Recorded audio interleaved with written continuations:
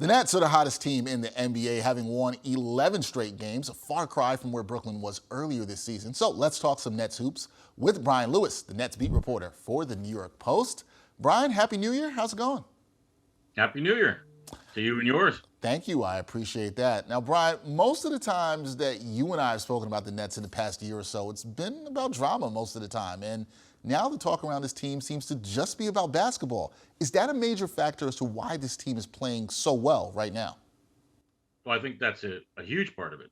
They had a team meeting. I talked with Markieff Morris, and they had a team meeting about that topic, about keeping everything focused on basketball and making the court kind of their getaway from whatever else was going on in life and not bringing that stuff onto the court.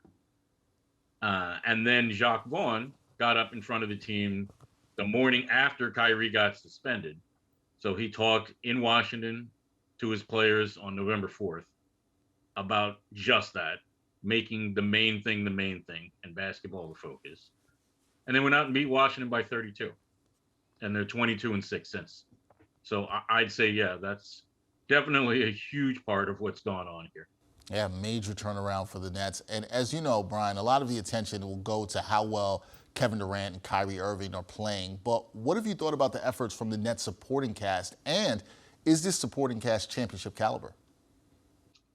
I think this is when you look at the landscape of the NBA today, I think, yes, this is a championship-worthy supporting cast as long as KD and Kyrie are bowling out. There's no one team right now that's head and shoulders above everybody else.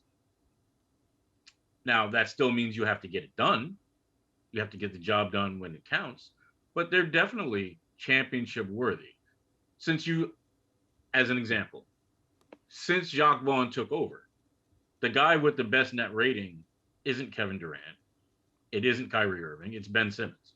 He has the best net rating on the team since Jacques took over.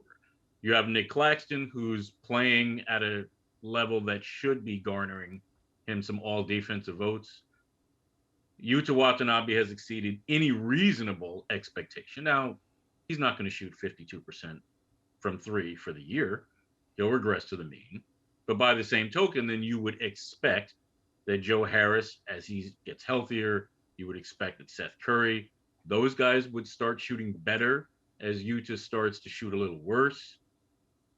I'd say, yeah, when you look at the NBA and the landscape, this is a team that can win a championship. Now they have to go about doing that. Yep, it's all about that show and prove with the Nets. So let's look ahead at the schedule a little bit here, Brian. Brooklyn hosts the Spurs Monday night, then they start a 3-game road trip at the Bulls, at the Pelicans, at the Heat before coming home to face the Celtics.